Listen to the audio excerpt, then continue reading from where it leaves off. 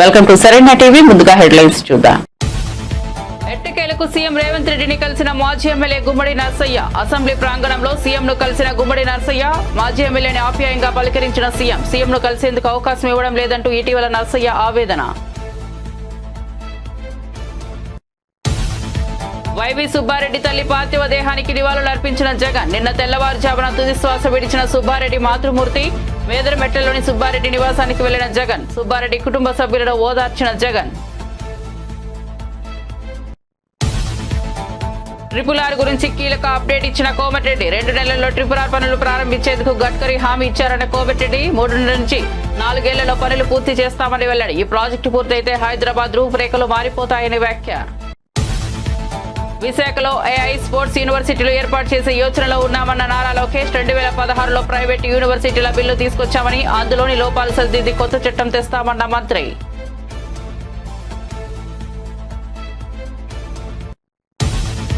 మంత్రి ఉత్తమ్ సూర్యాపేటకు ఎస్ఆర్ఎస్పీ నీళ్లు తీసుకురావాలన్న జగదీష్ రెడ్డి. మంత్రి అలా చేస్తే ఆయన కాళ్లు కడిగి ఆ నీళ్లు తన నెత్తిన పోసుకుంటానని ప్రకటన. పరిపాలన చేతకాక కాంగ్రెస్ వాళ్లు వ్యక్తిగత దూషణలకు దిగుతున్నారని ఫైర్.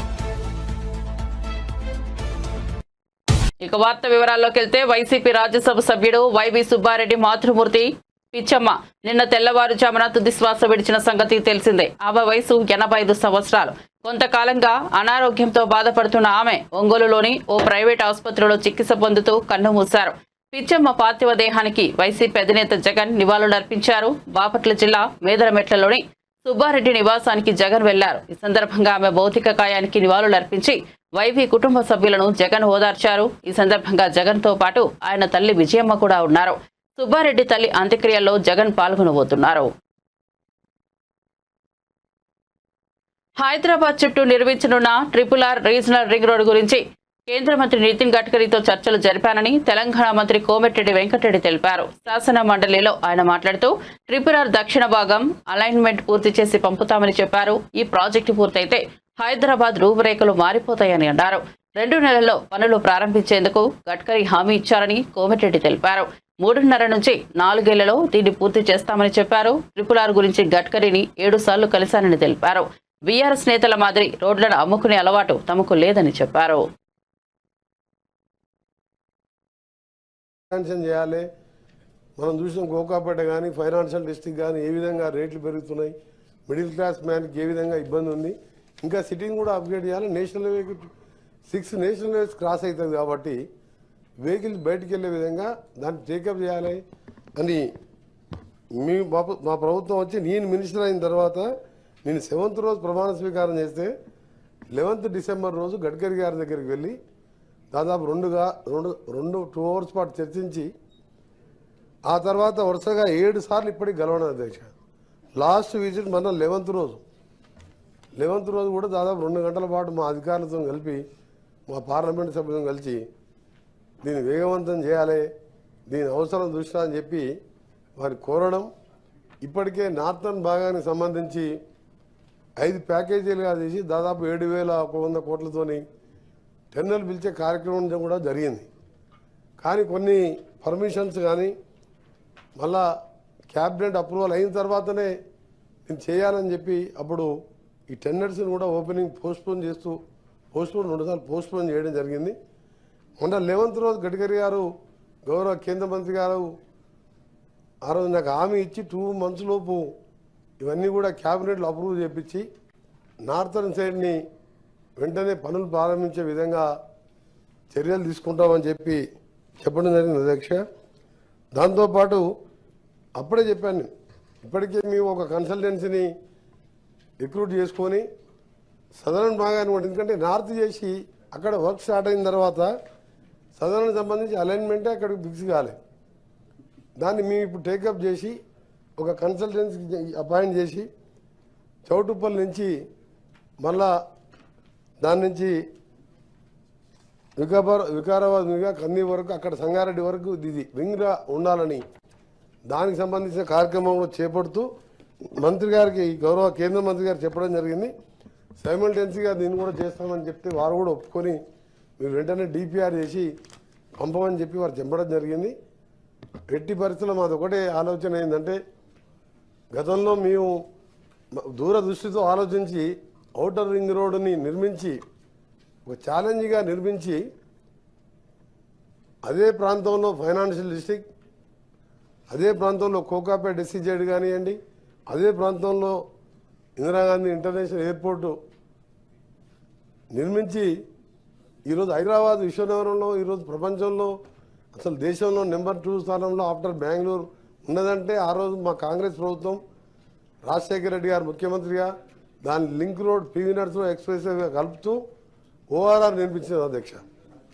కానీ దురదృష్టకరం ఏంటంటే ఎన్నికలకు 3 మాసాల ముందం అసలు ఎక్కడ దేశ చరిత్రలో ఎక్కడ చూడలే.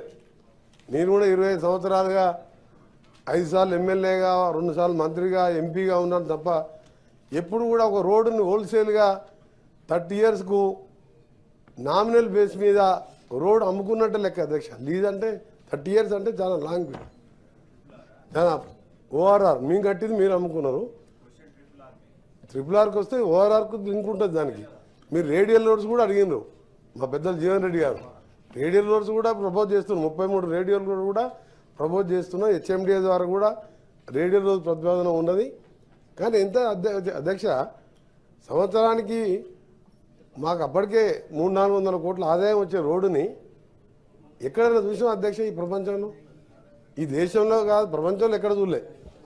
సరే దాని విమర్శన కాదు కానీ మేము పాత హిస్టరీ మాట్లాడుకుంటూ పోతే మాకు సమయం లేదు అధ్యక్ష. ఎందుకంటే 10 సంవత్సరాలు వెనుకపోయిన తెలంగాణని అప్పులపాలు చేసి విధ్వంసం సృష్టించిన తెలంగాణని ఏ విధంగా ప్రపంచ హైడ్రా పేరుతో ప్రభుత్వంలోని పెద్దలు వసూళ్ల దందా నడిపిస్తున్నారని బీఆర్ఎస్ వర్కింగ్ ప్రెసిడెంట్ మాజీ మంత్రి కేటీఆర్ సంచలన వ్యాఖ్యలు చేశారు.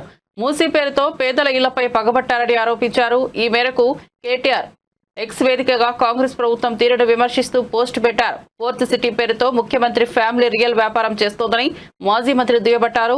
RRR పేరుతో పేదల భూముల ఆక్రమణకు పాల్పడుతున్నారని ఫైర్ అయ్యారు. పేదలపై ప్రతాపం చూపుతూ పెద్దలతో ఒప్పందం చేసుకుంటున్నారని విమర్శించారు. ఆర్టికల్ 14 ప్రకారం రాష్ట్రాలు ఎస్సీ వర్గీకరణ చేసుకోవచ్చని సుప్రీంకోర్టు తీర్పు నేపథ్యంలో ప్రవేశపెట్టిన ఎస్సీ వర్గీకరణ బిల్లుకు బీఆర్ఎస్ పార్టీ సంపూర్ణ మద్దతు తెలిపింది. మాజీ మంత్రి ఎమ్మెల్యే వేముల ప్రశాంత్ రెడ్డి మాట్లాడుతూ బీఆర్ఎస్ ఎప్పుడు దళితుల హక్కులకు అండగా ఉంటుందని అన్నారు. ఇప్పుడు ఇంతకుముందు కూడా అధికారంలోకి వచ్చినాక కూడా ఇచ్చిన మాటకు కట్టుబడి అధికారంలోకి రాగానే టీఆర్ఎస్ అధికారంలోకి వచ్చిన వెంటనే 29 నవంబర్ 2014లోనే ఈ సభ చేసినటువంటి తీర్మానం యొక్క ప్రతిని స్వయంగా ఆయనకు అందజేసి అప్పుడు కూడా ప్రభుత్వం తరఫున ఇంప్లీడ్ అయి సుప్రీంకోర్టులో మంచి అడ్వకేట్ని పెట్టి ఈ ఎస్సీ వర్గీకరణ అంశానికి అనుకూలంగా వాదనలు వినిపించిన సంగతి కూడా నేను ఒకసారి గుర్తు చేస్తా ఉన్నాను అధ్యక్ష. అయితే చివరకు ఆగస్టు 1, 2024న సుప్రీంకోర్టు వారు ఈ ఎస్సీ వర్గీకరణ చేసే హక్కు ఆయా రాష్ట్రాలకే ఉన్నది, చేసుకోవచ్చు అని తీర్పు ఇస్తే వెంటనే ఆ తీర్పును బీఆర్ఎస్ పార్టీ స్వాగతించింది, సమర్థించింది కూడా అని చెప్పి తమకు మనం చేస్తా ఉన్నాను. ఇప్పుడు కూడా ఎస్సీ వర్గీకరణ కోసం ఎలాంటి అనుకూల కార్యాచరణ ఏది మీరు తీసుకున్నా, ఈ ప్రభుత్వం తీసుకున్నా డెఫినెట్గా బీఆర్ఎస్ పార్టీ సంపూర్ణ మద్దతు తెలియజేస్తుందని చెప్పి నేను మీ ద్వారా ప్రభుత్వానికి మనవి చేస్తా ఉన్నాను అధ్యక్ష. అయితే సరే ఈ అంశంలో ఎవరికి తోచినంత వారు చేసినారు. అయితే విచిత్రంగా నాకంటే మొదలు మాట్లాడిన ఇటువైపు బీజేపీ వాళ్ళు కావచ్చు, కాంగ్రెస్ పార్టీ నుంచి కావచ్చు, అసలు ఇక ఎవరేం చేయలేదు మేమే చేస్తామని వీళ్ళు, మేమే చేస్తామని వాళ్ళు చెప్పుకోవడం కూడా ఇవాళ చూసినాం మనం. అయితే ఏవి కూడా సత్యాలు ఏవి కూడా తుడిపేయలేవు, దాపేయలేము అధ్యక్ష.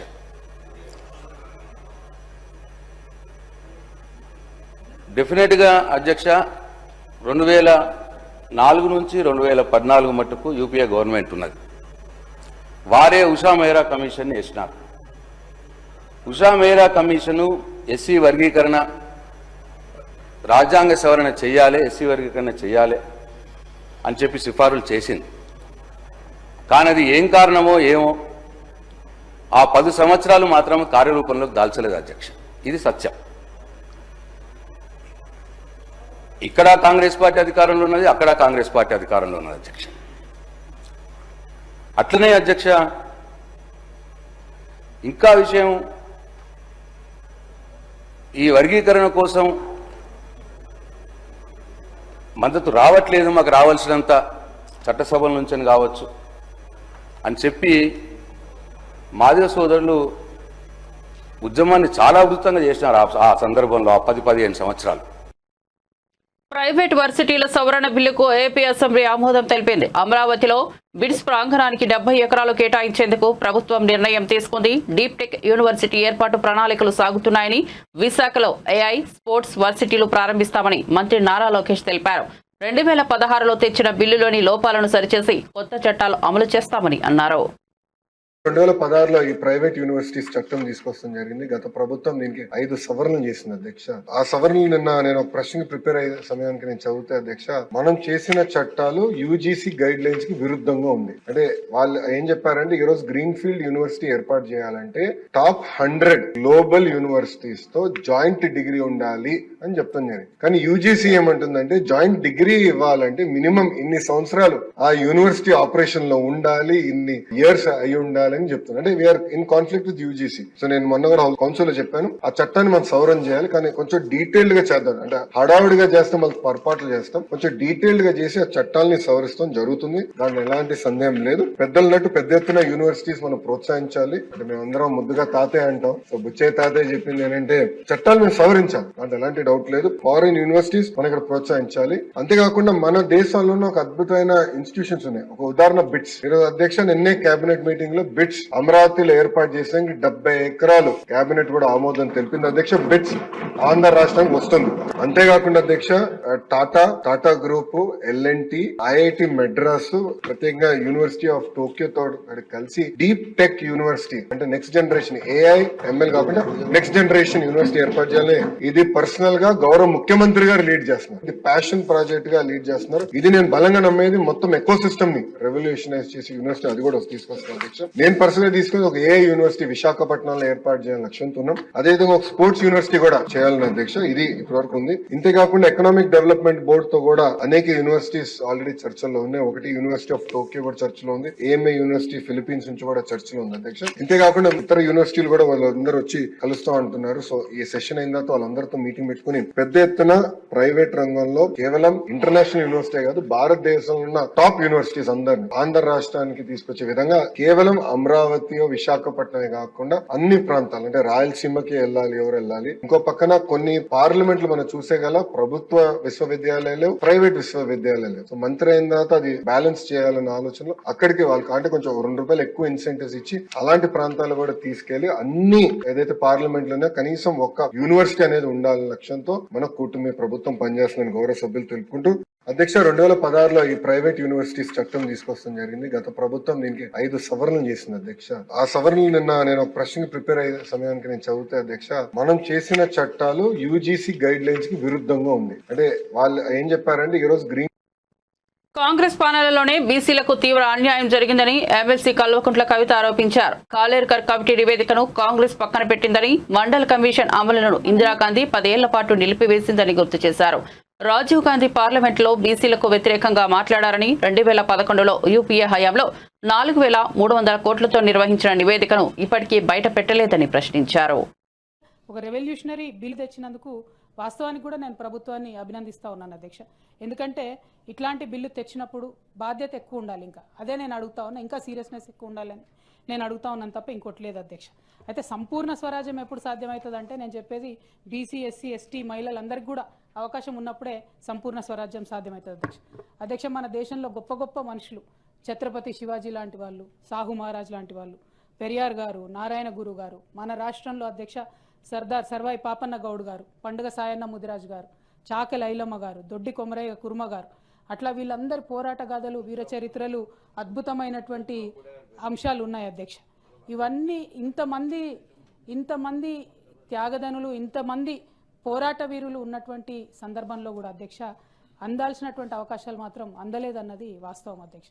అది ఏ ఇండిసెస్ తీసుకోండి, ఇవాళ కేంద్ర ప్రభుత్వంలో ఉన్నటువంటి ఉద్యోగుల సంఖ్య తీసుకుంటే అధ్యక్ష, మనకు రిజర్వేషన్ ఎప్పుడో వచ్చింది, కానీ ఇప్పటికి కూడా 23% బీసీలు కేంద్ర ప్రభుత్వ ఉద్యోగుల్లో దాటలేదు అధ్యక్ష. అదేవిధంగా మన యూపీఎస్సీలో జరిగేటటువంటి రిక్రూట్మెంట్లో కూడా వాస్తవానికి రిజర్వేషన్ 27% ఉంటుంది కానీ అధ్యక్ష, అన్ఫార్చునేట్లీ 7 to 8% కూడా బీసీలు యూపీఎస్సీలో రాలేనటువంటి పరిస్థితి ఉంది అధ్యక్ష. మరి ఒకవేళ గ్లోబల్ ర్యాంకింగ్స్ చూసుకుంటే అధ్యక్ష, 194 దేశాల జాబితాలో మన భారతదేశం 144వ స్థానంలో ఉంది అధ్యక్ష, అంటే తలసరి ఆదాయం విషయంలో. కానీ దేశ తలసరి ఆదాయం వర్సెస్ బీసీల తలసరి ఆదాయం చూసుకున్నట్లయితే అధ్యక్ష, అసలు $2,500 పర్ హెడ్ మనది కంట్రీలో ఉంటే బీసీలకు ఉండేటటువంటి పర్ క్యాపిటల్ ఇన్కమ్ అధ్యక్ష $500 కూడా లేదు. అంటే అసమానతలు, ఇందాక అన్న ఏవిఎన్ రెడ్డి గారు అద్భుతంగా మాట్లాడారన్న, అసమానతలు మన దేశంలో ఎట్లా ఉన్నాయనేటటువంటి అంశం. మరి దీనికి కారణం ఎట్లా అధ్యక్ష? మన దేశంలో సంపదను చూసినట్టయితే 50% జనాభా ఉన్న బీసీల దగ్గర కేవలం 15% మాత్రమే సంపద ఉంది అధ్యక్ష. ఎందుకు వచ్చింది అసమానతలు అని అంటే, డెఫినెట్గా ప్రపంచీకరణ జరిగింది అధ్యక్ష, పారిశ్రామికీకరణ జరిగింది, సాంకేతిక పురోభివృద్ధి జరిగింది. అయితే ఈ బీసీ అని కాన్సెప్ట్ మనం లూజ్గా వాడుతున్నాం, కానీ ఈ బీసీలలో భిన్న వృత్తుల సమాహారం ఉన్నటువంటి వ్యక్తులు ఉంటారు అధ్యక్ష. ఒకటే టైప్ వ్యక్తులు ఉన్నారు, అన్ని వృత్తులు చేసినటువంటి వాళ్ళందరూ ఉంటారు. కాబట్టి ఎప్పుడైతే ప్రపంచీకరణ జరిగిందో, ఎప్పుడైతే పారిశ్రామికీకరణ జరిగిందో, ఇండస్ట్రియలైజేషన్ జరిగిందో అధ్యక్ష, ఎప్పుడైతే సాంకేతిక పురోభివృద్ధి జరిగిందో, అప్పుడు శ్రమ, పెట్టుబడి, ఉత్పత్తి ఇవి ప్రధానంగా జరిగి గ్రామాల్లో ఉన్నటువంటి సాంప్రదాయ వృత్తులన్నీ పోయి అందరూ కూడా పట్టణాలకు వలసలు వచ్చేటటువంటి పరిస్థితి వచ్చింది. నిన్న కూడా ఇక్కడ బీఆర్ఎస్ నేత మాజీ మంత్రి జగదీష్ రెడ్డి మీడియాతో మాట్లాడుతూ కీలక వ్యాఖ్యలు చేశారు. సూర్యాపేటలో పంటలు ఎండిపోతున్నాయని, ఎండిపోయిన పంటకు కాంగ్రెస్ ప్రభుత్వం ఎకరాకి 30,000 పరిహారంగా ఇవ్వాలని డిమాండ్ చేశారు. రాష్ట్ర నీటిపారుదల శాఖ మంత్రి ఉత్తమ్ కుమార్ రెడ్డి సూర్యాపేటకు ఎస్ఆర్ఎస్పీ దేవహదుల ప్రాజెక్టు నీళ్లు తీసుకొస్తే ఆయన కాళ్లు కడిగి ఆ నీళ్లు తన నెత్తిన చల్లుకుంటానని అన్నారు. ప్రభుత్వం, మంత్రులు చేతకాని మాటలు మాట్లాడుతున్నారని ఈ సందర్భంగా జగదీష్ రెడ్డి విమర్శించారు. ఈ రైతాంగాన్ని, వేలాది లక్షలాది రైతాంగాన్ని చావగొడుతున్నారు మొత్తము. ఇది మీరు ఎవరిని చూసినా, ఎవరి నోట్ ఇట్లా మీరు నోటి ముందు మీరు ఇది పెట్టినా ఎట్లా మాట్లాడుతున్నారో చూస్తున్నారు. రైతులు ఏ రకంగా పోటీ పడి ముందుకు వస్తున్నారో చూస్తున్నారు. నేను మాట్లాడతా అంటే నేను మాట్లాడతా అని. రేవంత్ రెడ్డి బట్టలు ఇప్పుతావు, బట్టలు ఇప్పు తీసి కొడతావా? ఎందుకు నేను నిలదీస్తే రైతాంగం ఆ విషయాన్ని రిపోర్టర్ మిత్రులు వాళ్ళ మీడియాలో చూపిస్తే కొడతావా? జైలుకు పంపుతావా? మాట్లాడిన వాళ్ళని బట్టలు వేసి కొడతావు, అవి చూపించిన వాళ్ళని బట్టలు వేసి కొడతావా? ఇప్పుడు నీకు రిపోర్టర్లు అంటే భయం వేస్తుందా? ఇప్పుడు రిపోర్టర్లు నీకు సైతాన్లా కనబడుతున్నారా? ఇప్పుడు నీకు తల్లి బిడ్డలు గుర్తొస్తున్నారా? 5 ఏళ్లుగా నువ్వు మాట్లాడిన భాష, నువ్వు ఏ నియోజకవర్గానికి పోయినా అక్కడ ఉన్న స్థానిక మంత్రుల గురించి, శాసనసభ్యుల గురించి నువ్వు మాట్లాడిన భాష, నువ్వు వాడిన పదాలు, కేసీఆర్ కుటుంబం గురించి నువ్వు మాట్లాడిన పదాలు, కేసీఆర్ కుటుంబం కొడుకు కూతురు రాజకీయాలు ఉన్నారు కాబట్టి మాట్లాడినంటే సరిపోతుందేమో. కేసీఆర్ మనవన్లు మనవరాల గురించి కూడా నువ్వు మాట్లాడిన భాష, నీ యూట్యూబ్ ఛానళ్ళు, నువ్వు పెట్టి స్పాన్సర్ చేసిన యూట్యూబ్ ఛానళ్ళు మాట్లాడిన భాష గుర్తొస్తుందా రేవంత్? అందుకే ఇప్పటికైనా తెలుసుకున్నావు వాస్తవం ఏందో. విమర్శలు వస్తాయనే విషయం పబ్లిక్లో నిలబడ్డ తర్వాత తప్పకుండా ప్రజల నుంచి ప్రశ్నలు వస్తాయన్న విషయం మొదటిసారి తెలుసుకున్నావు. కానీ బుద్ధిగా ఉండు, సంస్కారంగా మాట్లాడడం నేర్చుకో. నీకు ప్రజల్ని బట్టలిపి కొట్టే హక్కు లేదు, కానీ ప్రజలకు ఉంది. నీ బట్టలు చింపేటట్టు కొట్టే హక్కు ప్రజలకు ఉంది. ఎందుకంటే నువ్వు బాకీ పడ్డావు ప్రజలకి. నువ్వు రాసిచ్చినావు. నువ్వు 420 హామీలను, 6 గ్యారెంటీలను నువ్వు రాసిచ్చినావు స్వయంగా. బాకీ పడ్డోన్ని బట్టలు తీసుకొట్టే హక్కు ప్రజలకు మాత్రమే ఉంటది, బాకీ పడ్డవాడికి ఉండదు. అది గుర్తుపెట్టుకో మిస్టర్. మహిళలు నిలదీస్తున్నారు, వాళ్ళని బాధ పెడుతుంది. ఆ ఎండిపోయిన పొలాలు వాళ్ళని బాధ పెడుతున్నాయి. వాళ్ళ కళ్ళ ముందట ఉన్న నీళ్ళు పోతుంటే దేశానికి మొత్తం పాడు చేసింది సార్. పెట్టిన పెట్టుబడి ఎక్కడికి పోతుంది? ఎట్లా తీర్చాలి? రేపు తెచ్చినప్పుడు ఎట్లా తీర్చాలి? నువ్వు చేసిన మోసం వల్ల వచ్చే రైతు బంధు రాకుండా ఆపేసిన దానివల్ల నువ్వు రుణమాఫీ చేస్తా వెంటనే పోయి తెచ్చుకోండి 2 లక్షలు నువ్వు చెప్పి నమ్మించి అప్పు తెచ్చుకుంటట్టు చేసి అప్పుల పాలు చేసి చేసిన అప్పు తీర్చకుండా రైతు రుణమాఫీ, రైతు బంధు ఇవ్వకుండా బోనస్ ఇస్తా అని చెప్పి ఒక బోగస్ మాట చెప్పి సన్నాలు వేసుకోమని చెప్పి అత్యంత ఖర్చు ఇబ్బందితో కూడుకున్నది అయినప్పటికీ నువ్వు ఇస్తానన్న బోనస్ ఆశపడి సన్నాలు పండించుకోవడానికి పొలాలు పెడితే ఈ పొలాలన్నీ సన్నవడ్ల పొలాలు ఎండిపోయిన పొలాలన్నీ కూడా ఎవడి దుర్మార్గం ఇది నీది కాకపోతే నువ్వు తప్పు చేసి ప్రశ్నిస్తే నేను కొడతా బట్టలు కూడా తీస్తా నా ఇంట్లో బాధపడుతున్నారు ఇంట్లో బాధపడుతుంటే పబ్లిక్ లో రాకు రాజీనామా చేసిపో ఇంట్లో వండుకో పబ్లిక్ లో నిలబడి కాగితాలు ఇచ్చి రాసిచ్చి హామీలు ఇచ్చి మోసం చేసి ఇలా నన్ను తిడుతున్నారు మెచ్చుకునే పని చేస్తే మెచ్చుకుందరు ఎందుకు ఇవాళ కేసీఆర్ని గుర్తు చేసుకుంటున్నారు మళ్ళీ ప్రజలు పొరపాటు చేసినాం తప్పు చేసినాం అన్ని ఇచ్చినా కేసీఆర్ని వదులుకున్నాం వీడేది ఎక్కిస్తున్నాడు అని చెప్పి వీనికే పోయినాం వీడు నట్టేట ముంచిండు అని చెప్పి ముత్తుకుంటున్నారు రైతు. తెలంగాణ ముఖ్యమంత్రి రేవంత్ రెడ్డిని ఇల్లందు మాజీ ఎమ్మెల్యే సిపిఐ నేత గుమ్మడి నరసయ్య కలిశారు. అసెంబ్లీ ప్రాంగణంలో ఆయన ముఖ్యమంత్రిని కలిశారు. రేవంత్ రెడ్డికి గుమ్మడి నరసయ్య ఒక లేఖను అందజేశారు. మాజీ ఎమ్మెల్యేను రేవంత్ రెడ్డి ఆప్యాయంగా పలకరించారు.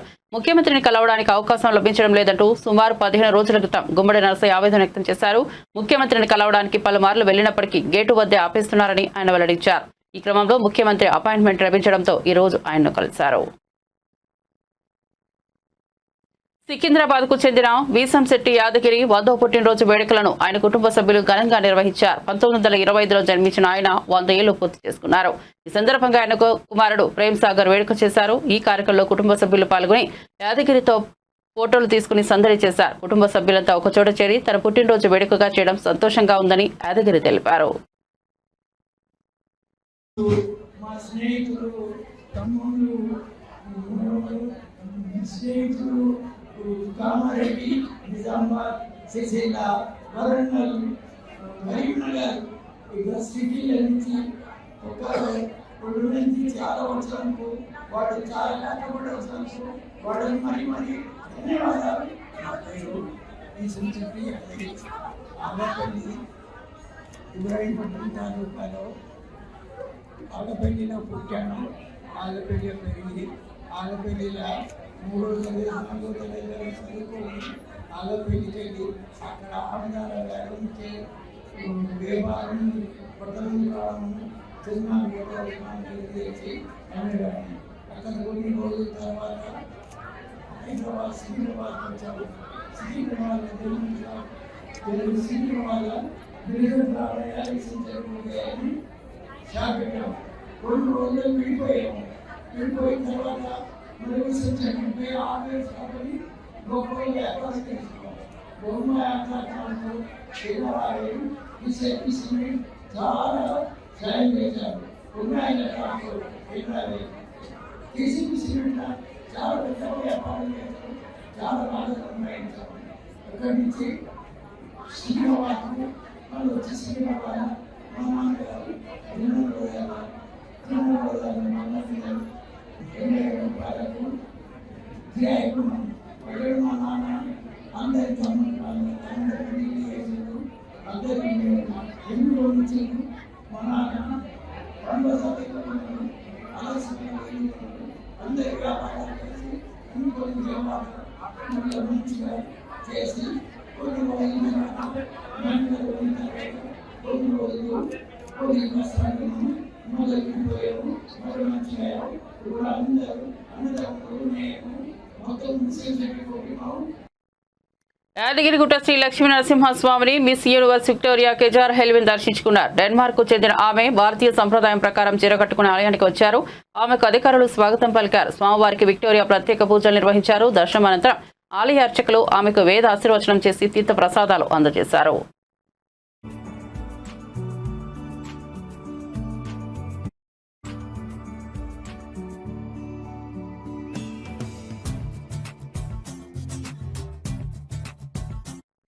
బులెటిన్ ముగించే ముందు హెడ్లైన్స్ మరోసారి చూద్దాం. ఎట్టకేలకు సీఎం రేవంత్ రెడ్డిని కలిసిన మాజీ ఎమ్మెల్యే గుమ్మడి నరసయ్య. అసెంబ్లీ ప్రాంగణంలో సీఎంను కలిసిన గుమ్మడి నరసయ్య మాజీ ఎమ్మెల్యేని ఆప్యాయంగా పలకరించిన సీఎం. సీఎంను కలిసేందుకు అవకాశం ఇవ్వడం లేదంటూ ఇటీవల నరసయ్య ఆవేదన. వైవి సుబ్బారెడ్డి తల్లి పార్థివ దేహానికి నివాళులు అర్పించిన జగన్. నిన్న తెల్లవారుజామున తుదిశ్వాస విడిచిన సుబ్బారెడ్డి మాతృమూర్తి. వేదరమెట్టలోని సుబ్బారెడ్డి నివాసానికి వెళ్లిన జగన్. సుబ్బారెడ్డి కుటుంబ సభ్యులను ఓదార్చిన జగన్. RRR గురించి కీలక అప్డేట్ ఇచ్చిన కోమటిరెడ్డి 2 నెలల్లో RRR పనులు ప్రారంభించేందుకు గడ్కరీ హామీ ఇచ్చారన్న కోమటిరెడ్డి 3 నుంచి 4 ఏళ్లలో పనులు పూర్తి చేస్తామని వెల్లడి. ఈ ప్రాజెక్టు పూర్తయితే హైదరాబాద్ రూపురేఖలు మారిపోతాయని వ్యాఖ్య. విశాఖలో AI స్పోర్ట్స్ యూనివర్సిటీలు ఏర్పాటు చేసే యోచనలో ఉన్నామన్న నారా లోకేష్ 2016లో ప్రైవేట్ యూనివర్సిటీల బిల్లు తీసుకొచ్చామని అందులోని లోపాలు సరిదిద్ది కొత్త చట్టం తెస్తామన్న మంత్రి.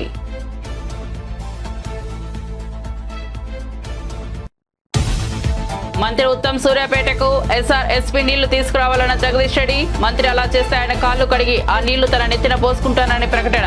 పరిపాలన చేతకాక కాంగ్రెస్ వాళ్ళు వ్యక్తిగత దూషణలకు దిగుతున్నారని ఫైర్. మరిన్ని అప్డేట్స్ కోసం చూస్తూనే ఉండండి సాక్ష్యం టీవీ. మరిన్ని అప్డేట్స్ కోసం చూస్తూనే ఉండండి సరైన టీవీ.